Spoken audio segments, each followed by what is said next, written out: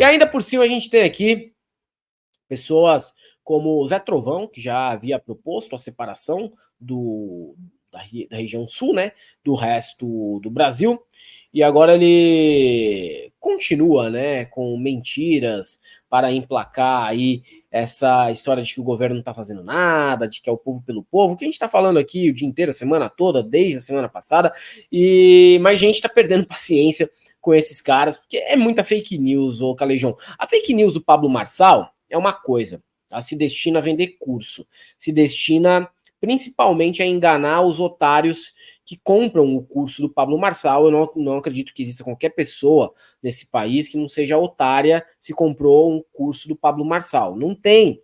Não tem como você ter investido um centavo, R$1, 10 mil, 20 mil, seja lá o que for, em produtos Pablo Marçal, se você não for um completo otário, um completo idiota. Ah, mas meu pai comprou, sim, o teu pai é idiota. Ah, mas meu marido comprou, sim, teu marido é otário. A gente tem que reconhecer isso. Ah, mas minha mãe, coitada, foi enganada pelo Pablo Marçal. Não, desculpa, assim, não foi. Pelo Pablo Marçal não foi, porque o Pablo Marçal, ele vende, tá? Ele vende um monte de nada pra gente que também tem um monte de nada dentro da cabeça. E os deputados fazem isso por viés eleitoreiro. A gente tá num ano que vai ter eleição municipal e eles precisam continuar com esse ataque direto ao governo federal, para que os prefeitos e os vereadores que serão candidatos neste ano acusem o governo Lula de não fazer nada. Só que fica um pouco difícil, né? Fica um pouco difícil porque teve um cuidado, principalmente, de se registrar as ações do governo nesse sentido. Discorda, concorda com ações do governo, falta isso, falta aquilo, ok. Mas ações do governo, elas existem. E o Zé Trovão, acho que estava meio apagado, aproveitou essa situação para reaparecer em cima das fake news e proposições mais esdrúxulas possíveis. A discussão que ele teve com o ministro Lula e simplesmente foi retirado a cidade de Farroupilha do estado de calamidade. Por que isso? O que está acontecendo? Porque gravou a discussão? Porque ele mostrou para o povo que o ministro do Lula estava equivocado? Ele fez o papel dele, de mostrar o tamanho da irresponsabilidade.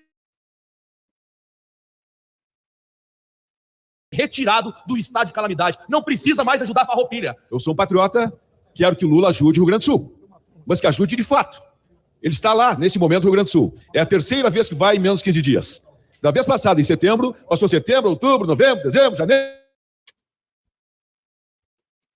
Sensível, parece. Só que, não enrole. Prometeu, disse assim, vamos destinar 51 bilhões para o Rio Grande do Sul. Opa, que bom, 51 bilhões para o Rio Grande do Sul? Aí fui ver. Não, 30 bilhões é para financiamento, dinheiro para adiantar a Bolsa Família e adiantar salário. Isto é enrolação. Eu quero ajuda e não enrolação. É preciso, num momento desse, também comparar governos. Porque eu vejo muito bolsonarista agora aqui fazer o que todos nós sabemos ser uma demagogia. Porque o que fez Bolsonaro nas tragédias brasileiras?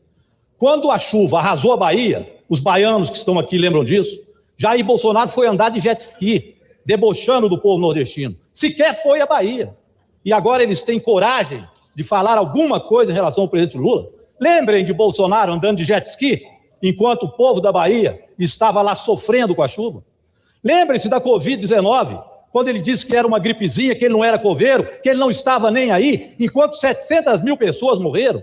Esse é o tratamento bolsonarista, é o tratamento da ultradireita para as tragédias humanitárias. E por isso, eles não falam uma vírgula sobre o massacre que está sendo feito contra o povo palestino. Pelo contrário, apoiam o massacre.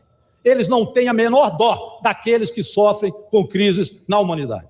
Por isso não gostam de vacina, negam a ciência, isso tem que ser dito aqui.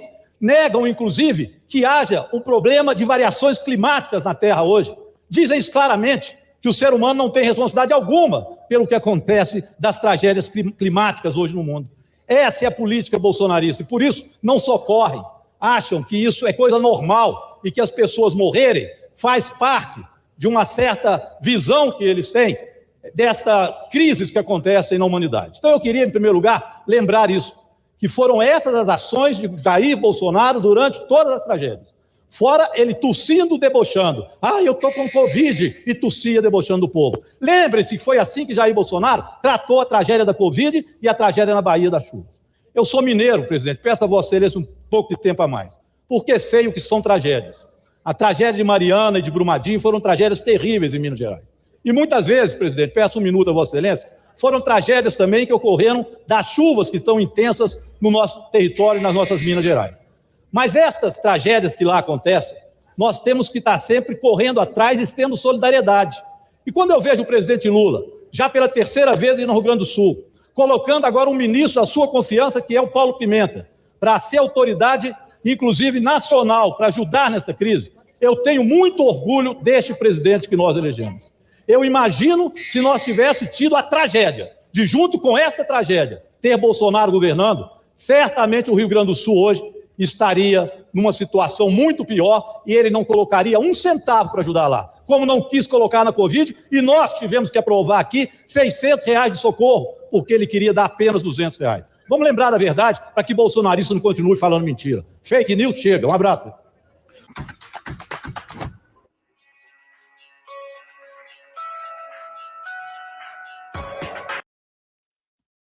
Agora a ideia é dizer que o Lula não fez nada, né? E como se esse 50 bi, ok, a fala não é mentirosa. O 50 bi, uma parcela disso é para adiantar programa social, é para restituição de imposto de renda, é para subsidiar agricultor e empresário. Agora, isso não é menos importante.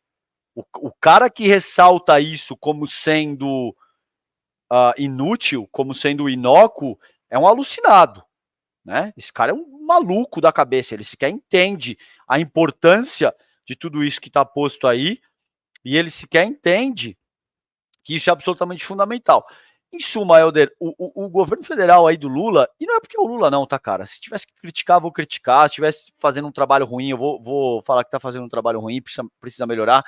Como a gente critica aquilo que não tá legal e tem que melhorar. Agora, essa resposta à tragédia no sul do país foi a resposta mais robusta já organizada na história do país. Nenhum outro governo federal, em nenhuma outra ocasião, organizou uma resposta tão densa, competente e ágil quanto o governo Lula fez nessa ocasião. É por isso que os bolsonaristas estão desesperados, porque eles sabem que o Jair Bolsonaro é um inútil, é um animal que não fez porra nenhuma além de imitar as pessoas morrendo, além de debochar e dar risadinha, entendeu? E agora estão se vendo confrontados com o que, de fato, um governo deve fazer em ocasiões, por exemplo, de calamidade pública, que é isso aí que está acontecendo no sul do país, entendeu? Agora, não espanta, mano. O bolsonarismo é fundamentalmente cretino a esse ponto. Esses caras não sabem, Helder, eles não sabem como reagir, mano.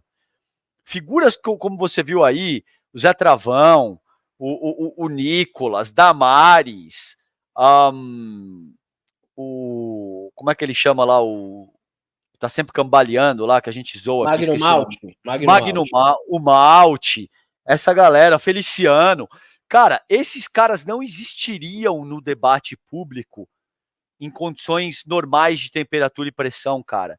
Esses parlamentares, Helder, eles só existem hoje no debate público porque, com a ascensão do bolsonarismo, parte da nossa sociedade passa a celebrar a imbecilidade e a cretinice como virtude. Então é por isso que você tem Pablo Marçal, é por isso que você tem Nego Di, é por isso que você tem esses parlamentares, entendeu?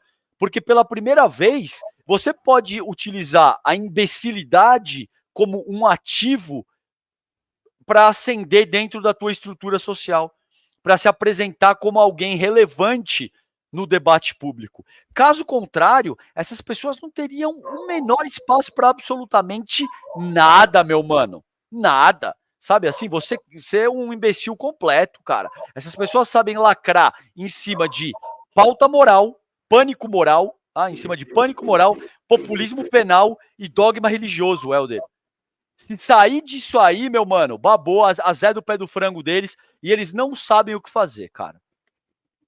Você imagina, né, um apresentador de programa popularesco do Rio Grande do Sul, no caso aí o Bibo Nunes, e o Oswaldo Eustáquio, que é uma daquelas hiposcelebridades do bolsonarismo pós-2018, que apareceu supostamente liderando caminhoneiros, mas ninguém nem sabe se ele teve caminhão algum dia na vida dele, se elege por Santa Catarina, também estava foragido durante um momento aí da vida, e depois que é eleito, ainda tem a denúncia de ter espancado a mulher, de ter cheirado cocaína, de ter sido viciado. Ah, mas pô, você tá julgando a pessoa por ser viciada? Não, cara. Qualquer pessoa pode ser viciada, isso é um problema de saúde pública, a gente fica feliz que ele tenha se recuperado, mas os primeiros a julgar aqueles que têm algum vício são os bolsonaristas, então entra no campo da hipocrisia. Então, por isso que a gente cita, sempre a gente vai citar. Agora, fora desse escopo aí, da possibilidade de se candidatar e vencer com um programa, né, como esse, um programa que aposta no quanto pior, melhor, quanto mais burro, melhor, quanto mais ignorante, histriônico, histérico e é melhor para eles se elegerem, cara, essas pessoas, elas seriam o que eram, né, antes do advento do bolsonarismo. Não que não houvesse política de extrema-direita, fascismo no Brasil, clientelismo, nada do tipo. Sempre houve. Mas com o bolsonarismo você reforça as pessoas que hoje estariam ali rancorosas, ressentidas em seus bairros, sem emprego, sem renda, ou fora da TV, no caso do Bibo Nunes, passando um perrengue qualquer ali, já naquela fase decadente da vida, para levá-los para uma Câmara Municipal, para um Senado, cara. Imagina só, um Cleitinho chegar onde chegou, cara, pessoa despreparada para tudo, né? Ele tentou carreira de cantor de sertanejo universitário. Imagina você falhar para tentar uma carreira de cantor de sertanejo universitário. Pô, é o mínimo que se pode fazer quando você é supostamente um músico, é conseguir algum sucesso, nem que seja local, como cantor de sertanejo universitário. Nem isso ele conseguiu. O cara vai virar senador de Minas. Então a gente tem que ter no horizonte aí, ô Calejão, e eu acho que isso é urgente, em desmobilizar completamente esse movimento, cara. Senão a gente tá fudido. Porque se isso já é normalizado, né? Mas se isso se fortalece ainda mais com o passar dos tempos, você imagina só, cara. Hoje a gente tem uma Câmara que é bastante composta por essas figurinhas, mas imagina se a Câmara daqui a pouco tem 450 caras assim, e 100 diferentes. Teocracia. Isso vira uma teocracia miliciana, cara. Esse é o risco. Esse é de fato. Idiocracia, né? Cortou um pouco teu áudio. É uma teocracia, mas também eu acho que é mais uma idiocracia, porque nem todos são evangélicos, né? Não, mas tudo bem, a questão não é nem o caráter do dogma religioso em si, entende? Todo dogma, Helder, por que é muito importante isso que você está falando? É idiota por essência, entende? O pior é que se isso ganha ressonância e você tem 400 deputados, seria um pesadelo, é isso que você está colocando aí. Isso aí seria um pesadelo, assim, ao vivo. Mas a gente caminha para ter que articular todo o debate público com base em categoria teológica.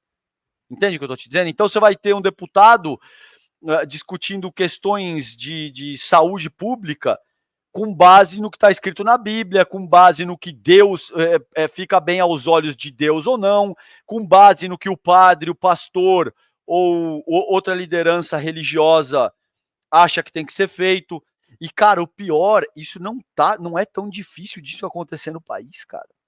A depender de como essa questão evoluir, isso pode se consolidar no Brasil no médio prazo, já 15, 20 anos. Você pode ter uma maioria absoluta de deputados federais que se articulam segundo um dogma religioso, de senadores que se articulam segundo um dogma religioso, e esse dogma religioso está muito permeado por uma estrutura miliciana, no qual o debate é inteiro também organizado através de categorias de violência.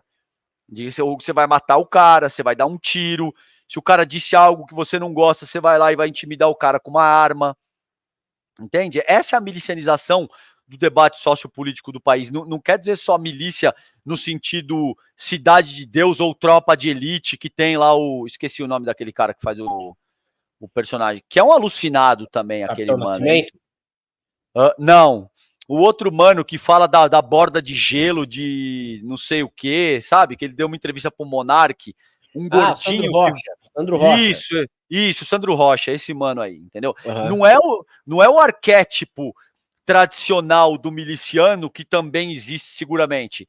mas as relações sociais passam a ser permeadas por uma mentalidade miliciana, no qual, por exemplo, uma professora fala que o Alexandre de Moraes não está fazendo o que a aluna diz que ele está fazendo, a mãe fala que vai lá quebrar a cara da professora. Entende? Esse é o tipo de coisa que preocupa, cara. E isso não vem de agora, né? E a gente vai normalizando e achando, mas porra, esse cara aí, ele tem direito também de estar aqui no debate público. Cara, na moral, assim, o Zé Trovão, pra mim, ele tinha direito de ir pra puta que pariu da onde ele veio, sabe? O Bibo Nunes tinha o direito de fazer um programeco aí no YouTube e continuar tentando voltar a fazer sucesso na vida deles. O cara tem direito de fazer tudo, cara. Mas, de verdade, mano, esse tipo de escumalha na política, chega um momento que começa a preocupar mesmo, né? Porque até em um momento como esse, às vezes o cara até do Estado lá, ao invés de ajudar, tá atrapalhando completamente, como a gente tá vendo aí, tá só atrapalhando mesmo. Assim, não tem proposição e a ideia é atrapalhar.